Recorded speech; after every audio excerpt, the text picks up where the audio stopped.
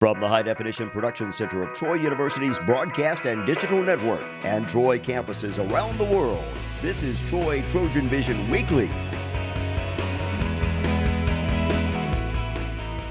Hello and welcome to Troy TrojanVision Weekly. We're glad you joined us for this look at what's happening in and around Troy University. I'm your host, Aaron Taylor.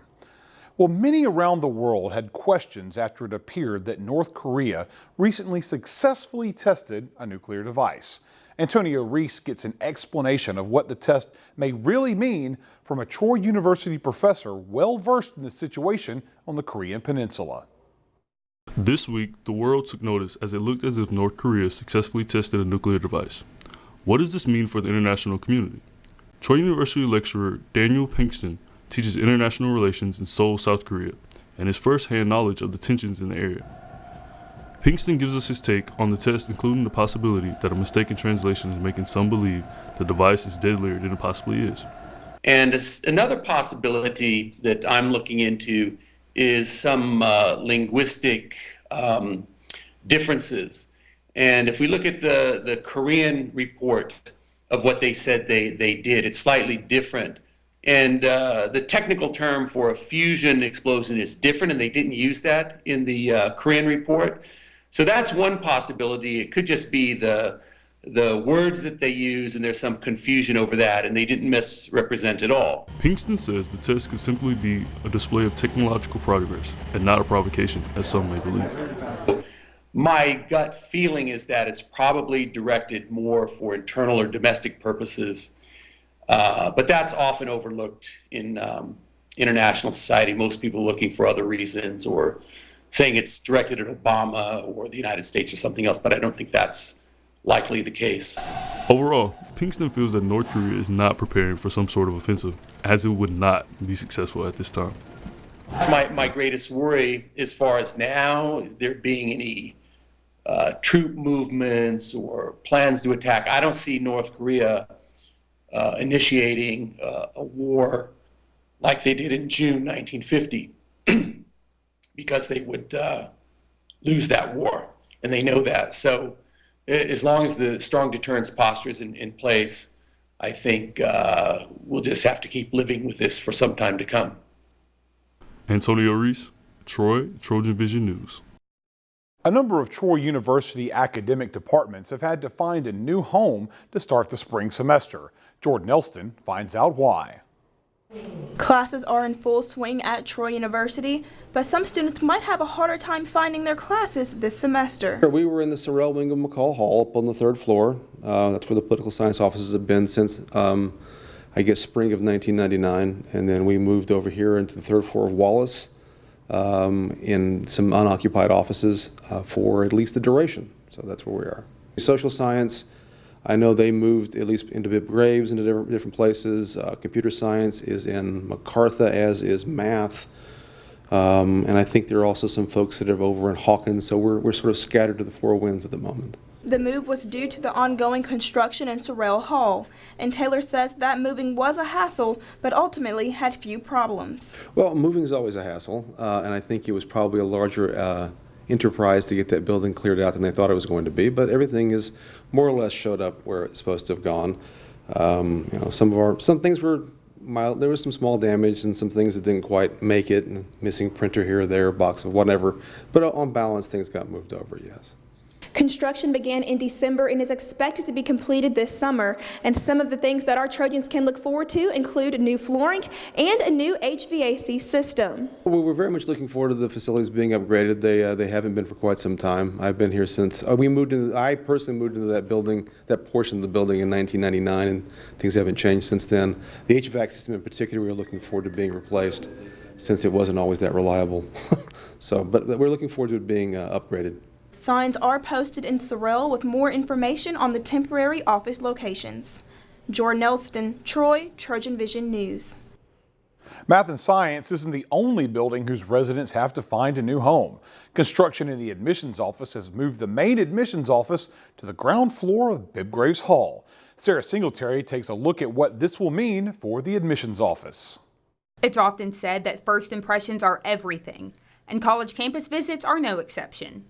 The Troy University Office of Admissions is keeping that phrase in mind as their office space undergoes renovations. Our admissions office is always that office that gives the student the first impression of campus, and more than likely, the people in admissions will be the first people that students meet when they come to campus. Renovations to the office will include new hands-on technology that Starling believes will have a lasting impression on all prospective students.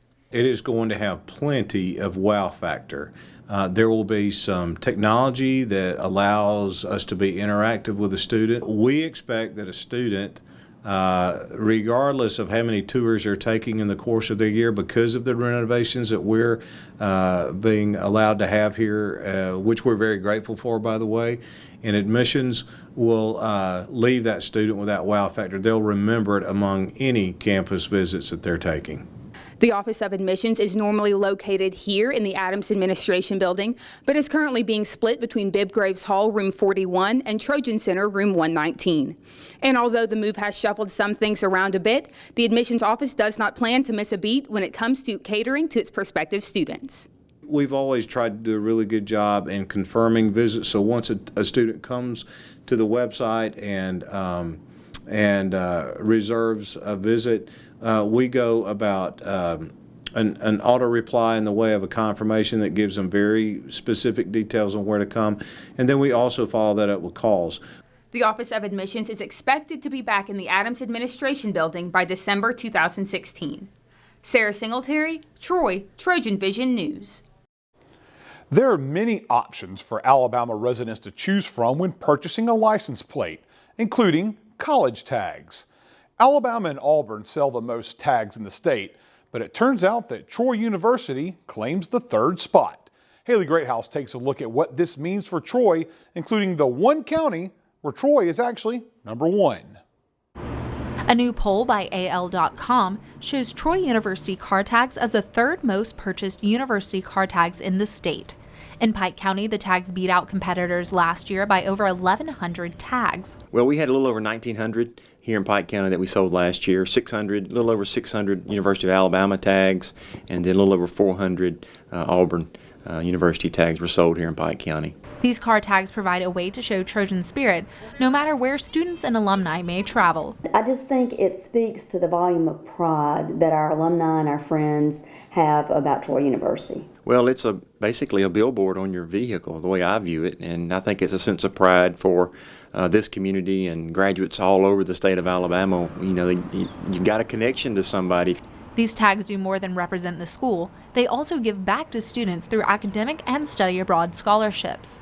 Part of the proceeds from those tags go back to the university and support the university. So it's very important that people realize that too. If they're a graduate of Troy University or if they're just part of the community here in Pike County, that they can support this university that sits right here in their community just by purchasing those tags. Not only are these car tags helping build community and providing scholarship, but they're also cheaper than buying a parking sticker on campus, which is believed to help contribute to the popularity, especially here in Pike County.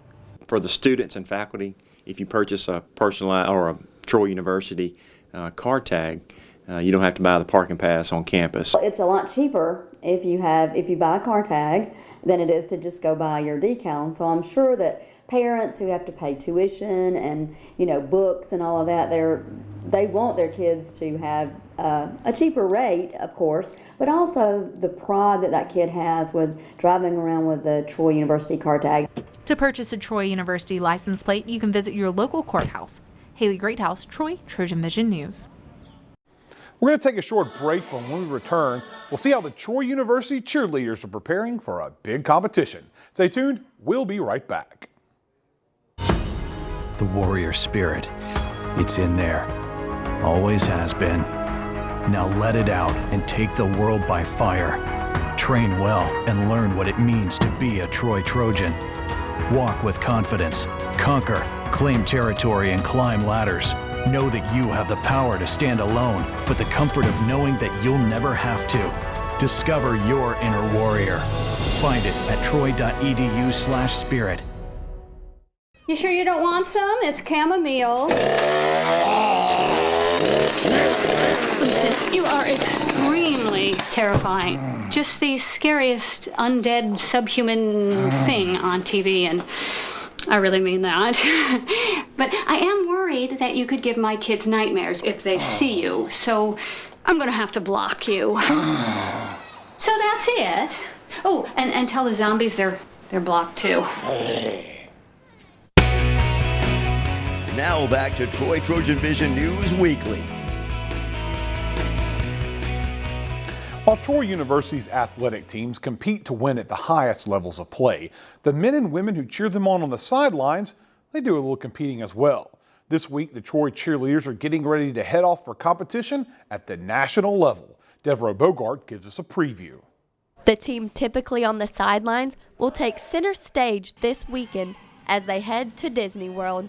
But it won't all be fun and games, as the Troy University's competition cheerleading team competes at Universal Cheerleading Association's College Nationals on Saturday.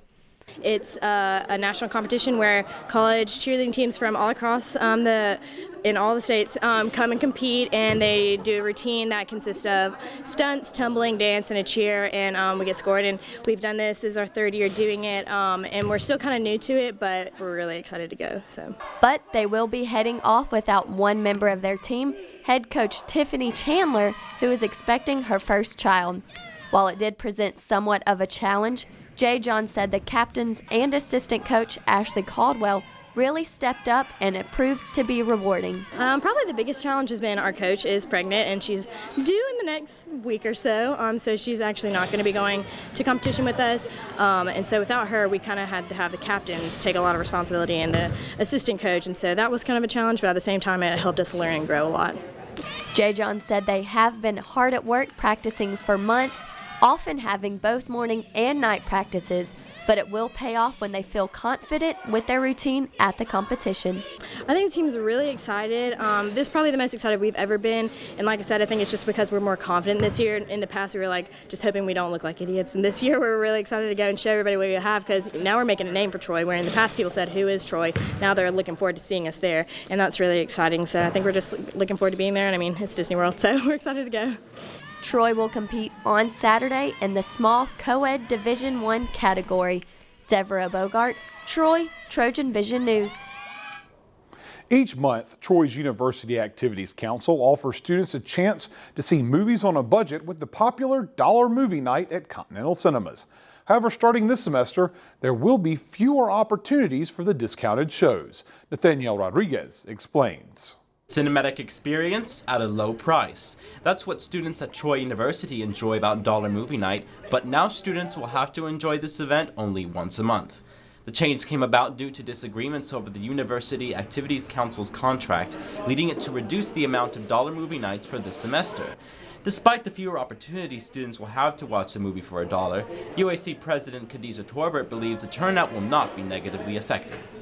Actually, I think we may even get a bigger turnout than normal, because it kind of forces the students to come to $1 movie night, since there is only once a month. So I think it's going to be more than we expected. Students were upset over the decision due to the importance of Dollar Movie Night to them. The reduction in nights has caused some students to change their process of choosing a movie. I mean, I have to go with my favorite. I can't go with my top two, So, but I mean, it may help me out in school, get better grades, because I won't come to the movies as much. Despite facing some backlash over the decision, Torbert is pleased with students' willingness to help bring back the old schedule. Chorus, since this is probably our most important and out there event that students go to, I've gotten a little bit of criticism from it, just from oh, why is it being taken away, or is there any way we can do something like a petition or something? And I'm like, wow, that's so awesome that students actually want to sign a petition to actually get Dollar Movie Night again. So I thought that was a good thing. Nathaniel Rodriguez, Troy, Trojan Vision News. Ice skating is an activity that is popular this time of year. Well, in parts of countries where it actually gets cold enough to freeze over ponds or lakes. However, down here in the South, it rarely gets that cold, so the ice skating options are kind of limited. However, Troy students did get the chance to lace up some ice skates this week. Ryan Renfro shows us how. It was a night of selfies and skating for Troy students who attended the University Activities Council's Ice Skate Night. And if you ask those in charge, the idea had a little something to do with the weather. We knew it would be getting colder sometime in Alabama, so we were like, let's have it right when school starts. So even though with the letdown of Dollar Movie Night, something big to just bring people in and be like, okay, well, USC is still bringing events to us that we enjoy and that we haven't had since 2012 of spring. It was fun. It was a very rewarding experience. It was new. It was different.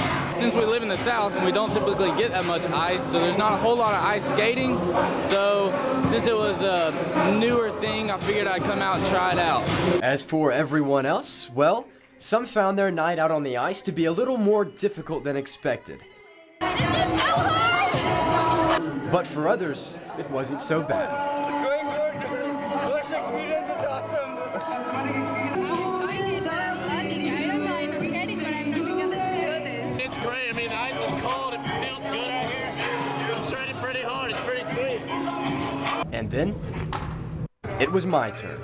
As you can see, this is not very easy. Students that came had their hands full. Some are better than others, as you can see. I'm struggling right now, but nevertheless, tonight was a good night for students to come out and enjoy some time in the rink and get away from the classwork. Ryan Renfro, Troy, Trojan Vision News. Troy's Johnson Center for the Arts routinely brings in art from all over to be displayed for Pike County residents. Well, this week, 2 new exhibits opened in the center. Samantha Charles gives us a look at one of those brand new exhibits. The Johnson Center for the Arts, located in downtown Troy, kicked off the new year with a new exhibit titled Afro Exposed Exploited, a Black Experience by Darius Hill. We wanted to celebrate a black artist. Well, first of all, to find an artist that is an award-winning artist, and we did. His name is Darius Hill. He is the chairman of the art department at the Birmingham School of Fine Arts, and an award-winning artist and a black artist. And when we began talking with Darius a little over 18 months ago about coming, showing his work here at the Johnson Center, he said, I have some art I'm already working on that I think will be perfect. So he has brought his exhibit, and it's titled Afro Exposed Exploited, a Black Experience. Hill's inspiration came from his experience growing up during the civil rights era in Birmingham, Alabama. He was creating art that kind of told his story of growing up in Birmingham during the civil rights era, and that his art represents that. It speaks of the past, the present, the future. His most recent work is a response to his discoveries made while exploring the notion of the Black experience. He's gotten really interested in doing circles in this large piece that you see here, and he feels that it represents the cycle that Black America has been on, the cycle of poverty, of lack of education, of decline in the community, and the struggle of many blacks to pull out of that, but we've still been in the cycle. And then the chevrons that represents the ups and downs of his life. Samantha Charles, Troy, Trojan Vision News. If you want to check out the display, the Johnson Center for the Arts is open Wednesday through Friday from 10 to 5 and Saturdays from 10 to 3. It's located on Walnut Street in downtown Troy. Well, we're going to take another quick break, but when we come back, we'll hear some offerings from our friends at Troy Public Radio. So don't touch that dial. When I was in foster care, I never knew when I would have to move. So I always had my suitcase ready to go. Then one day I was adopted. My new parents opened their hearts and home to me. My parents cook my favorite breakfast for me every morning. My parents take me on trips I never thought I would go on. They gave me a home and an even better reason to use that suitcase. My parents aren't perfect, but they're perfect for me. This is Thomas. During the day, he works in research, and at night, he's a warrior. Soon he'll have a degree from Troy University, a historic and affordable public university with flexible online and in-class courses, and professors who know their students by name. Do what you love and be great at it. That's the warrior spirit. Learn more at troy.edu/workingwarrior. Now back to Troy Trojan Vision News Weekly. Each week we take some time to hear some of the work done by our broadcast partners at Troy Public Radio. As we do each week, we'll get another sample of Talk of Troy, the student-produced newscast of Troy Public Radio. Now, let's take a listen. It's the Talk of Troy. Voices and sounds from the campuses of Troy University. I'm Thomas Gleaton. Tri Beta, a National Biological Honor Society, is providing $1,700 in grants to 5 Troy University students for research in the field of microbial studies. Producer Grishma Ramal has the story. Katrina Bokenfor, a Troy junior who studies the microbial communities that live in tar balls, says that she and her colleagues were unsure about their application, but their professor Junwook Park knew their work was good. He had a lot of faith in us, but actually hearing that we were approved was something that was awesome. This is the second grant for senior Elena Brown, who says the goal of her work is to preserve valuable water supplies. Our main objective is, whenever a chemical spill happens like this, is come up with ways to clear the water and get the solution out. The third research project, led by senior William Sapp, is on the development of yeast cells. For the Talk of Troy, I'm Grishma Ramal. For 5 decades, Greek life has been a staple on Troy's main campus. This Friday, January 15th, the Kappa Delta sorority turns 50, and to celebrate, the organization's president, Shelby Miller, says they're bringing celebrity alumni to campus. Sister Schubert's going to be joining us, and we're going to have collegiates as well as alumni from virtually every pledge class. Barbara Patterson, Director of Student Involvement and Leadership, says Troy's Greek organizations focus on the whole student and help them to become involved in other campus organizations, to attend cultural events, to get the very most they can get out of the whole collegiate experience. More information can be found at troy.kappadelta.org. I'm Thomas Gleaton, and you've been listening to The Talk of Troy, a production of Troy Public Radio. Throughout the week, Troy Public Radio can be heard on 89.9 in Troy and Montgomery, 88.7 in Dothan, and 91.7 in Phoenix City. Well, it's time for our last break, but when we return, we'll learn about preparations for the Trojan track and field season. Stay tuned, we'll be right back. You make me wear my bike helmet. Taught me never to run with scissors. You tell me to stay away from drugs. To always buckle my seatbelt. And to follow the swimming rules. You're always looking out for me and trying to keep me safe. So why do you keep a loaded gun in your drawer? Here in the garage. Closet. Shoe box. Under the bed. Where anyone can get to it. How safe is that? How safe is that? How safe is that? You asked them to follow some safety rules. Now they're asking you. In fact, they're counting on you. Never let your gun get into the wrong hands. If you own a firearm and are not using it, please be responsible and be sure that it's stored in a safe place. Remember, always lock it up. For more information on firearm storage safety, visit ncpc.org. Now back to Troy Trojan Vision News Weekly. The Trojan track and field season kicks off this weekend. In this week's Trojan Talk, we'll get a preview of the season from the director of the track and field program. Hello and welcome to Trojan Talk. I'm your host, Aaron Taylor. Today we'll be learning about the upcoming track and field season, and my guest today, Director of Track and Field, Mark Davis. Mark, thanks for joining me here today. No problem. And track and field starting up here pretty shortly with the indoor season. Now, of course, for the spring, you've got a pair of seasons to work with. Start with the indoor and go to the outdoor. We're going to focus a little bit on the indoor season first. And tell us a little about what you've got going on in the indoor season and expectations. So, I mean, we start next weekend, next Friday, actually. We're looking forward to a good season. We did a lot of recruiting. We have 32 new freshmen on campus this year on a track team, which is very, very uncommon. We did a lot of recruiting. We just wanted to make sure we were doing what we needed to do to get better.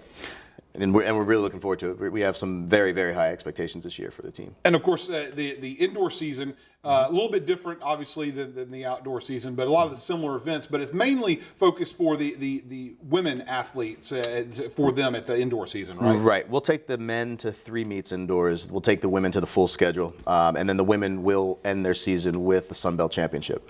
So, we're looking forward to that. It is a little bit different. We are actually, we're running a championship, but we're also prepping for the outdoor season as well. It's a long year for the kids. But I would think that indoor season is just some extra training to help build towards that outdoor season. For the men, yes. For the women, we're still trying to win a championship is what the ultimate goal is. And it is used for prep in some places, but here, when we have a championship, I don't like losing. So, you don't like losing, and no one really likes losing all that much. So, exactly. But obviously, indoor. Tell about. You guys don't have an indoor facility, so how is that training outdoor, working indoor, competing indoor? For the shorter sprinters, it's a little bit difficult for the 200. Outdoors there's 1 turn, indoors there's 2 turns, tighter turns, things like that. For distance runners, it gets boring running around in circles for a long period of time. It's bad enough when you're outside when you have 400 meters. But in the end, it's competition, and when we're preparing outdoors, we're doing the same type of workouts that everybody else is doing that have indoor facilities, but we just have to deal with the elements. And one of the emails, the first email I put out when we got back was, in order to be a good team, you have to be able to deal with the elements. You have to be able to overcome the elements. And I don't want to hear anybody complain about how cold it is. I'm out there standing there timing you. I'm not running. I'm not staying warm, and neither the rest of the coaching staff. So. And they got it. And the past couple days, it's been chilly outside. It's been cold. It's been windy. A little bit of rain. We've been doing some pretty good work out there. And of course, then you move on to the outdoor season, which is the full team, both men and women. So obviously, goals and expectations this year. You say you don't like to lose, but I would assume that championship is in your sights there. So. It is, and obviously we just took over last year, and I redshirted a lot of men, especially last year. We had 13 guys that I took to the conference championship, which is pretty much we didn't take anybody. So we knew what we were getting into. We have a lot of kids back. We went out and we got a lot of new freshmen. We have those redshirt kids that I had redshirted last year, including one that was a league champion the year before I got here. So, we're bringing some points back. On the women's side, nobody really left. Everybody's back, and we brought in some new women that are gonna come in and challenge for some top spots. We just got a new transfer this past 2 weeks that was a national qualifier last year. So, we're doing some good work as a staff. The kids are doing great work. They are really going after it. They have some big goals in mind. So it's a little bit different than last year. Last year they didn't know what to expect. And of course, now that you've got that year under your belt, and you're actually doing a little something different this year. Your first meet that you're going to be hosting here on campus. So talk a little about that and how that came about. So we're excited about it. We really want to be able to get some teams here so we can compete at home. Let the kids compete in in front of some of their friends and family to come in. When I was at Yale, we hosted probably 4 or 5 meets a year. So it's not new for me to be able to organize and put a meet together. It's just, some of the other staff haven't done it yet. So, we're really going to try to work hard and get that together. But I think it'll be a great experience. It'll be a great experience for people in the community to be able to come and see what we've been doing. Track is a very obscure thing. Not a lot of people know how it works. Not a lot of people know what we do. So it'll be a good idea. Or it'll be a great chance for them to be able to come out and see that. And of course, get a chance for a lot of the folks to see your team for the first time, because there hasn't been a lot of opportunities. You've been fairly close, but I'm sure there's not a lot of people who've made the drive to Birmingham or Mobile to check it all out. But it's a short drive to come and check it out. And when is that meet going to be? So April 2nd. April 2nd. So the chance for folks to see the Troy track and field team in action on the home turf, and a chance to have a little bit of excitement build for the program. Absolutely. And we're trying to get some alums back to come back and just support the team. And so, good opportunity for that. And once again, the indoor season kicks off for you guys when? Next Friday. Next Friday. And where are y'all headed to? Birmingham. Our whole indoor season's at Birmingham this year. Really? Yes. So you're pretty much playing, is it the same place or just different places? At the Crossplex in Birmingham, yep. So the same place every week. So you get a chance to get familiar and know what's going on up there. Absolutely. Well, good. Well, congratulations on having your own meet this year, and good luck with the rest of the season. So, thank you. Appreciate it. Thank you. Bye-bye. And thank you for joining us on today's edition of Trojan Talk. And that's what happened on the second week of January 2016. To find out what's happening throughout the week, you can tune in to Troy Trojan Vision News at 5, 6:30, and 10:30, Monday through Friday. or anytime by following us on Twitter at Troy TV News.